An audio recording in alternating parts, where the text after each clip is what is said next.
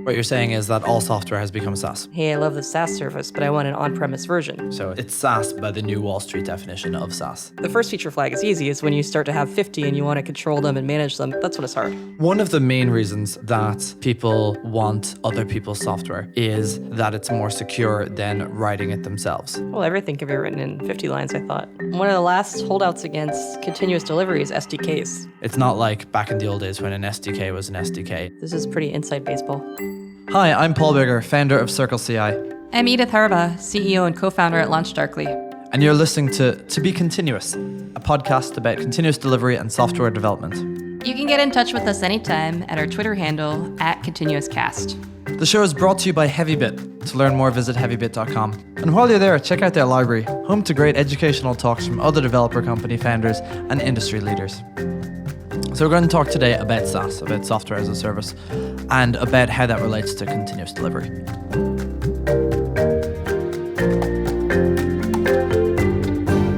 So Jason Lemkin runs a huge conference called SaaSter. It was just called one of the top conferences that an entrepreneur can go to.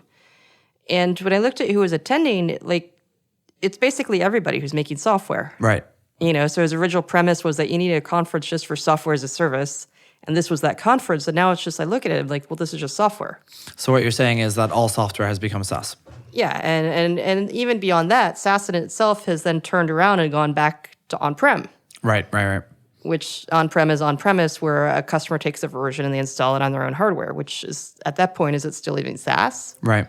So I guess a good point is, or a good place to start is to say, we think of SaaS as being software as a service. Like it's software that you run in the cloud or something like that. Is that really what SaaS is? Is that a modern definition? Well, so the original definition was a movement away from how software was sold when I started off, which was people bought a 3-year license and they got a version of it, and then they would pay 18% or 20%, depending on what they negotiated, for updates. Okay. And what would happen then is that people would get cheap or they would forget, and they would stop paying their support, and then they would just have this old perpetually good, and I'll put an asterisk by perpetually good version they could run for forever. Gotcha. So there's still a lot of customers out there who are running Vignette V6, which was the original product that came out over a decade ago. That kind of gels with my understanding of what people are talking about when they talk about SaaS. It seems to be a lot more of a business model than it is necessarily about how software is delivered. So the idea of recurring revenue based around having to pay every year all the time, and how the software is actually delivered, whether it's sold on-prem, whether it's sold in the cloud, whether it's a per-seat license or whatever, seems to be rather separate from how people think about SaaS. I think they've gotten mingled in people's minds now, though, because you have the whole second wave of people saying, hey, I love the SaaS service, but I want an on-premise version. Right. I remember talking to Coverity when they were transitioning from their on-prem licenses. I think they were selling it for something like 8 cents a line of code or something like that. And they were transitioning to a SaaS model. And the reason that they were transitioning to a SaaS model was they were going public soon. And the economics of a SaaS model are well understood by Wall Street and are well understood by public companies, and are much better economics and much more predictable and just much more profitable all around than the old model of selling the enterprise software and the maintenance fees. Well, so Paul, this is hilarious for 2 reasons. One is I remember when SaaS was something that Wall Street didn't understand. Right. Like when Salesforce was the new kid and they had their actual logo was software with a slash through it. Right. Well, I mean, it was 15 years ago. You assume that bankers and investors that can learn something over 15 years. Well, because the very nice thing about the other model of the on-prem model is you get all the money up front. Right. So yeah, it's definitely there's a different accounting model. And a lot of people have spent a lot of time talking about the accounting model and when you can recognize revenue and yeah, it's a headache. I don't want to talk about it. Yeah. Well, you'll go public one day and you'll have to deal with that shit. I had to do it at TripIt because TripIt was a division of Concur, and there was part of what I did was a lot of revenue reconciliation, and it makes your head spin. Right. So the second funny part is so one of our advisors is Andy Chow, who was the co-founder of Coverity. Right. I know Andy. Yeah. I think what surprised me is originally I thought there's no reason why anybody should want on-prem, but actually we're having customers who are requesting it for various reasons. Right. So, I mean, the main reason I'm guessing is security policy. Yes. They get to, not necessarily that it's more secure, but that they get to deal with how secure it is. Or they get to, I mean, one of the main reasons that people want other people's software is that it's more secure than OPS? writing it themselves. A reason to buy software versus building it yourself is that you can trust that these people have, a dedicated security team and spend a lot of time thinking about the edge cases and that kind of thing. And one of the nice things about SaaS originally is that you didn't have to install it on your machine and worry about updates and worry about security and worry about firewalls and that sort of thing. But as you say, some people, especially large enterprises, are very into worrying about that sort of thing. And they have 400 item checklists that you need to fill out before you sell software to them. And it's all about security. And it's not, I mean, I'm actually going to say it's not really about security, but it's about the security process, which is, I think, for many large companies, more important than the actual security of the situation. You're basically calling security theater. Not exactly. When you get to a certain size, you can't actually guarantee security. And so what you do instead is you establish processes, and then there's a scapegoat somewhere. You have plausible deniability because you spent the time and you did the ISO process or the HIPAA or whatever or whatever it is. So I actually have a tangent. I wrote an article on staging servers, which was deliberately provocative. And my mom writes ISO standards. Oh, really? Yeah. And I always kind of make fun of her because I'm like, oh, Mom, that's Yeah. stuff that's, like nobody actually follows those in the real world, basically, which is kind of a jerk thing to say. Right. But what she said back to me is that the standards always lag by 10 to 15 years the reality of the world. Right. Of course they would. Yeah. Which was a polite way for her to put that. So back to your point. So what I'm saying is that it's funny that people look at going on-prem with a SaaS product to deal with security when one of the initial great parts about SaaS is that you don't have to do that. Yeah. Someone else is running the software. I didn't think that was the reason why people bought. So I actually have two more interesting data points. From my perspective, it wasn't security that people bought SaaS. It was that they didn't want to take on the cost of hardware. Okay. So like as in a CapEx sort of arrangement? both the CapEx and the people. Like I remember when you used to right. so I was a engineering program manager and a product manager of an installed product. And when I went to customers, they had to maintain a staff of people Right. who did the care and feeding of an entire stack. Yeah. Like they had people who would, database, web server. And this is the thing now when as a small company, when you buy SaaS, you're not just getting the software, but you're getting, a team of 5 people who keep it operational and people who are building the new stuff and all that sort of thing. And you're paying, like $50 or $500 or $5,000 a month for this, which is infinitely cheaper than you could do otherwise. Yeah, you're basically buying the economy of scale that you don't have to spin up your own app server to run every piece of software that you've bought. Right. So when we talk about what SaaS is, right, a lot of us think of SaaS, a lot of us engineers especially think of SaaS as being in the cloud. Yeah. Right. SaaS is a thing that is run by the vendor on the public cloud. It's a multi-tenant thing. It's a thing that updates all the time. That there's maybe a lot of it's quite synonymous with continuous delivery or something along those lines, and it has APIs and they're RESTful and all that sort of thing. So the modern SaaS tool that us developers are used to. And when you look at installing that on premise, you actually get the vast majority of the benefits of it. You just don't get all of them. So I mean, you get the modern tool, you get the REST APIs, you get the cloudy bit. I mean, it runs. Very often when people are talking about installing on-prem, what they're talking about is installing it on AWS virtual private servers or VPC, virtual private cloud, or you're running it on VMware, and you're not actually being given something which can install on 16 different flavors of Unix, like it was 10 years ago when people were selling software. So you're getting VMs probably, or you're getting container images, and that's a very different world than it used to be.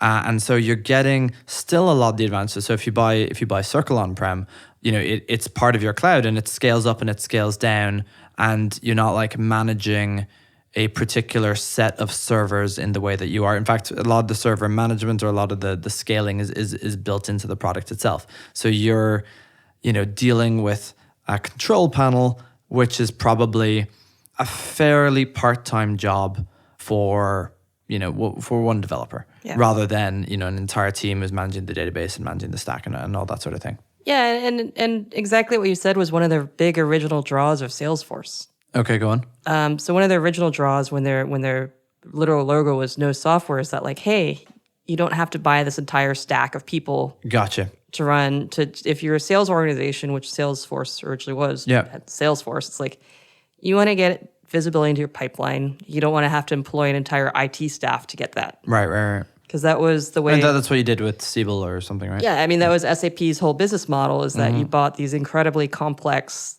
packages, right, to run your business processes, and then you own them, top to bottom, vertical implementations. Right. And it's funny that Salesforce is the original SaaS, because I don't think any of us who look at modern SaaS would look at Salesforce as a pinnacle of it. No. So they do quarterly releases and they're not continuously delivering, and I think they got pulled very much by their enterprise customers, and they did this before they had an effective feature flagging management system. Right, yeah. And put. By the way, thanks for wearing your Lunch Darkly shirt today. But so Salesforce got pulled so far with all these one-offs for different customers that I heard at one point it took them 2 years to make any release. Wow. So the fact that they got it to quarterly cycles is probably a very positive thing for them. Yeah, what happened is they got to this point where it was a 2-year cycle and they're like, we can't do this anymore. And then the 2-year cycle just to like change anything. Yeah. And that's when they hired a lot of agile consultants. They're like, we need, to just quarterly, we need to be faster. Right. So which is a sea change. Quarterly is not fast enough for those of us on kind of the small side of things, or also the big side of things. If Facebook would have a revolution if they said quarterly is how often we'll release. Well, I think, so Salesforce is interesting. I actually, they are very much the incumbent. So they're not really selling on innovation. I mean, not Right. It's funny because the amount of Salesforce replacements that are out there, I read somewhere that there was 1,600 sales and marketing automation companies that were funded last year. Yep. And like those are 1,600 Salesforce competitors. Well, I think it's kind of Salesforce is the way IBM used to be. Right. It's an ecosystem and consultants and partners, and you'll never get fired for buying Salesforce. Yeah, exactly. Right. If you're going to run your sales pipeline, it's like, do I want to go with this new risky tool or not? Right. So I said something to the team the other day, which they didn't say was much of a pep talk. But I said the only reason people bought Lunch Darkly is because they were truly desperate. Okay. That there is really no alternative to us in the market. If IBM was making this, if Salesforce was making it, if this was something that was not right. This is enterprises that are buying. Yeah, we have a lot of enterprise customers. And they're right buying now. from a small startup because they're desperate. That's the crux of it, right? But desperate in a good way. They're like, we really need this. Right. We would. So they're trusting us. Right. And that was the end of the pep talk. So it sounds like IBM should buy you. I hear that Lunch Darkly is very popular these days. I see. So we originally had this thesis that we would be a lot of small companies. Instead, we have big enterprises. Right. We're like, we need this. I mean, it's one of those things where small companies they think they can build it themselves, and in fact, there are libraries out there to do feature flags and that kind of thing. So you can do a fairly effective feature flagging mechanism with one or two developers, kind of just taking a library and off the side or something like that. And it's really when you start. When you've done that for a couple of years that you start to see the error of your ways. I mean, really what we're selling is feature flag management. Right, yeah. Like, it's like, so somebody did a diss on Twitter, which was, I can implement a feature flag in 50 lines of code. And I'm like, yeah, of course you can. Right. Like, the first feature flag is easy. It's when you start to have 50 and you want to control them and manage them and see who touched them last and have, like, that's when it's hard. So going back to SaaS and that sort of thing, you were talking about SaaStr originally, and you were talking about Salesforce as, you know, kind of a model that ended up having lots of salespeople and that sort of thing. One of the original things that I felt about SaaS and that people were talking about SaaS was that it kind of sold itself. Yeah, and you didn't need salespeople that much, and you could buy SaaS with a credit card, and people talked all about Basecamp and the 37 Signal stuff were kind of early successes in the SaaS world, and they were like, you know, there's no salespeople here. You just buy with a credit card. Yeah. So I think you're right. There was a belief that a while that SaaS was synonymous with self-serve. Yeah. That if you didn't need to go get your IT department to go install this, if it's the old SAP model, if you didn't need somebody to install it, if you didn't need people to configure it, if you could just onboard yourself, why do you need a salesperson? Right, exactly. And there was a low price point associated with that. People were typically selling very low price things, certainly not things that cost thousands of dollars or tens of thousands of dollars. So I think there's two things that are happening there that are making salespeople be part of the ecosystem. It's more and more complicated things that are being served over SaaS. Okay. Like, I remember when everybody's like, oh, you can never, for example, have portal server, something that's actually technical, be a service. Now AWS is a service. Right, yeah. So now that there's more and more technical things, and I say not technical just in terms of dev tools, but more technical in terms of marketing automation, sales automation. When you have a bigger purchase, there is a need for a salesperson. Right. Maybe more than a salesperson. Salesperson definitely useful. But when you have the product, you know, you need an account manager, and you need someone who you can email and say, you know, something is wrong, help us right now. And related to that, you know, when you're getting installed, you need a sales engineer, and you need someone to manage the process and make sure. I mean, no one ever needs a salesperson. You can always carry yourself through the process. If you wanted to buy software, right, and you were desperate to buy software, you could get yourself through it. So it's interesting. So I'm sorry, Paul, I'm talking a lot about my own company today. What we saw with Launch Darkly is that we actually we originally thought we were going to sell directly to developers. Right. What we saw is that we had a different buyer persona than a user persona. Right. And I think that's where you insert salespeople into any SaaS process. What I'm saying is that you're inserting it because it is a more efficient way for the company to ensure that sales happen, not because it's necessarily required. So here's my own experience. We originally thought we were going to be very much like Atlassian. Okay, yeah. Which is deep in our DNA. My co-founder, John, is from Atlassian. Our first two engineers were Atlassians. For a while, it was me and 3 Atlassian people. Yeah. Eventually, I came to the realization that even though I would tell people, like, hey, you could just go start using our product, I was actually talking more to directors of engineering or CTO who just wanted more information from me before they decided to invest for their entire organization. Yeah. Like PVH put it the best. He's like, they want to hear that there's a real person behind this. Right. So looking back at Circle, the vast majority of our customers bought without without talking to any other human at all. Maybe they emailed support, but it wasn't a sales process. It was it was completely self-serve.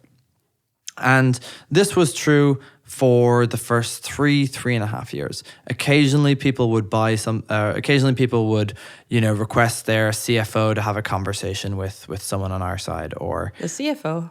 Yeah, just to, you know, allow them to gain confidence that there's a real human there, and, you know, to sign off on the purchase. And I think that was one of our first $1,000 customers, or $1,000 a month customers, that they were like, you know, our CFO wants to know that you're a real company. And at the time we were 5 people, you know, scarcely a real company at all.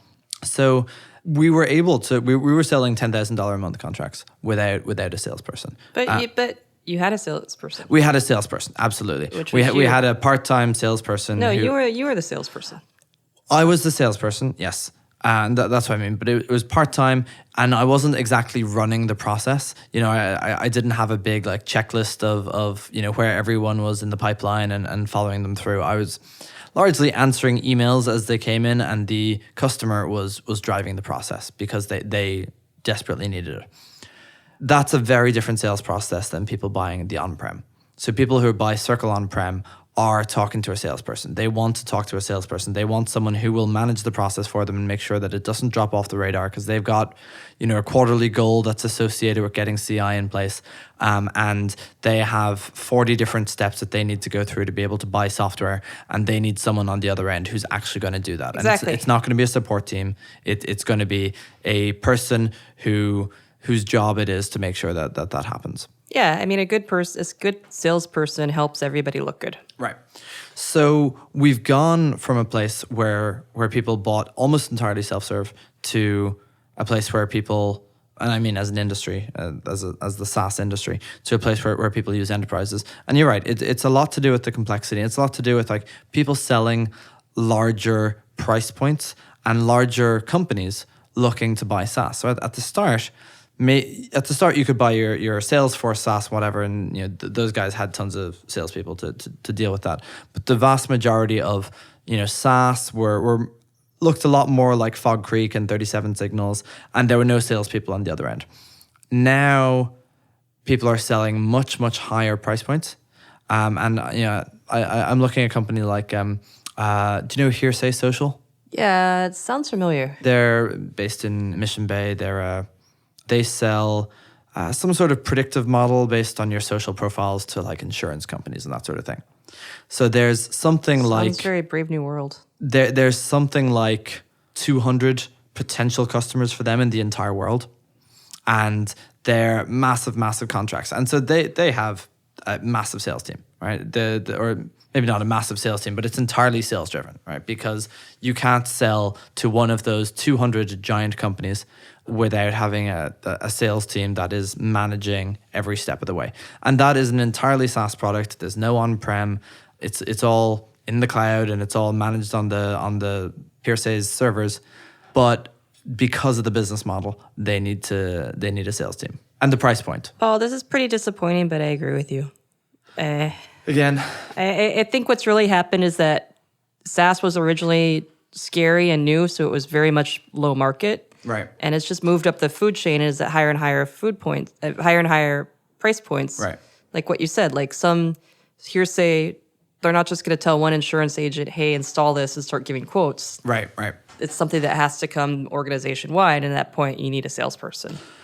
I remember the way that many of us in this industry learned about SaaS was reading the Joel on Software discussions about how they sold Fog Creek and why they switched to a web-based thing. I'm not sure he used the word SaaS. Maybe it was cloud. Maybe there was Maybe pre-SaaS. It wasn't pre-Salesforce, but I think it was pre the rest of the industry knowing about SaaS.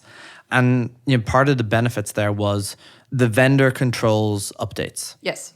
The vendor decides exactly when the software gets updated, and they deal with security things, and they get the exceptions. So you don't need to do bug reports, or you don't need to do as many bug reports. You get a lot of that information yourself instead of having to collect logs or that sort of thing. And it feels very different from how we look at SaaS today, in the sense that SaaS is kind of a business model, but at the same time it feels a lot the same in the sense that there's a very strong tie between what Joel was talking about and continuous delivery. Yeah, that to me, modern SaaS is has very, very strong parallels, or maybe very strong correlation with continuous delivery. And I think if you can't do continuous delivery on it, it would be very difficult to refer to it as a SaaS. Yeah, so I'd say continuous delivery has really cheapened SaaS, and I mean that very good. It's brought down the cost. Right. Because I remember the old days where you would have all these versions at different customers, and then you would try to coax them to upgrade. Right. And you would have to backport changes to the old release branch and be able to. So and a lot of times they couldn't upgrade because it meant having to upgrade all the underlying stack also. Right. So then you would have got into this very complicated dance if you're like, well, you're on Sybase version blah. Yep. The new version no longer supports Windows whatever. Yeah. Or Unix whatever. And so there's this huge cost in old software, which was just making sure that you could work on all these old versions and doing migration scripts. So I would think that almost one of the definitions of what is and what isn't SaaS is whether or not there's a migration plan. So can you continuously upgrade that software. And when I look at Circle's on-prem thing, it's, we're not supporting 57 releases. We're largely supporting the latest release. And if you want, and there's a button that you click to upgrade to the latest release. That's funny. Oh, go ahead. That's it. I was thinking one of the last holdouts against continuous delivery is SDKs. Okay. I think we talked about this before, but like we have some customers right now and we're like, please, please, please move off that SDK. Right. I'm impressed with, there's a bunch of people out there who do very interesting stuff around SDKs, and I think Stripe is kind of the major one. So Stripe versions their APIs. Yep. And Stripe obviously is never going to do on-prem because it's payments and cloud and that sort of thing. But every time that they do a breaking change, they just make a new version of their SDK or of their API. And you can use whatever version of the API you like by sending a header, or by default, you're using whatever version of the API you were stuck on. And they do a transformation from the old APIs to the new API, so they almost never need to deprecate old APIs. Interesting. But those are APIs, not an SDK. I mean, I don't know how exactly they do their SDKs, but I presume that their SDKs make calls to the APIs. And so if you're on the old version, maybe, that API doesn't exist, and so you get an error. But you'll get a version error as opposed to, something subtly failing or something like that. Yeah, this is pretty inside baseball. Well, I think the major thing is that SDKs are largely small wrappers around APIs these days. It's not like back in the old days when an SDK was an SDK and 10 men were men. No. What exactly was that day? Was it like a fixed day and time that you remember? I mean, I'm thinking of, when you downloaded the SDK to, I don't know, work on, the hardware product or something like that, or, some SDK came with Windows. I mean, actually, if you're looking at like SDKs that come with Apple or phones or whatever, you're still kind of trapped in that sort of model. Versus SDKs that come with SaaS are kind of small wrappers around the API. Very, very often, like literally tiny wrappers, and many of them you could almost define with a schema, and you could write the whole thing in 200 lines. Well, everything could be written in 50 lines, I thought. So when you're looking then at what isn't SaaS, if you haven't got a migration policy, or if there isn't a way to migrate, I'm going to say that you couldn't really refer to it as SaaS. And I find it hard to think of an example. I think I know what you're getting at, because that's not really a service. If you're taking it as software as a service and you're just saying you're on this version for forever, I think I agree with you, but I'm hard pressed to think of somebody that actually does that. That has a migration plan. No, that has no migration plan. I guess Right. The closest I could come to is all that freeware or shareware that used to float around. Well, yeah, I mean, this is exactly it. If you're selling, like you were talking about, whatever software relied on, version 6 of Sybase or whatever that was, you've got no migration plan because you've got no maintenance contract. There's a bunch of like libraries and a bunch of kind of OSS software that ships without migration plans or without scripts to upgrade from one version to the other. And I remember you talking about the company that did the upgrade from version 6 to version 7 and had no migration plan at all. What was this again? It was Vignette. So the reason why there's still a lot of V6 out in the world is because there was not really a migration path from V6 to V7. They should have just started as a new product line. Gotcha. Because they switched from Tickle. So V6 was Tickle. Right, they rewrote it in Java. They rewrote it in Java. Everyone did. I'm sorry? Everyone rewrote it in Java.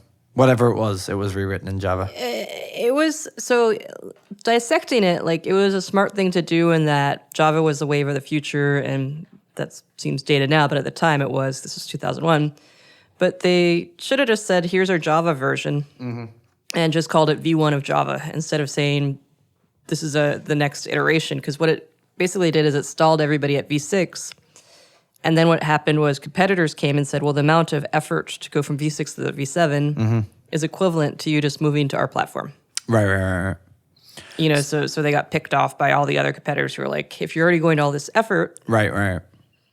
And because they stopped doing updates on V6 for a while. Right. Because they want everybody to move to V7. So SaaS then overall has salespeople. unlike kind of when it started. Very closely tied to continuous delivery. So I am arguing both sides of this now. I don't think all SaaS has salespeople. Like, for example...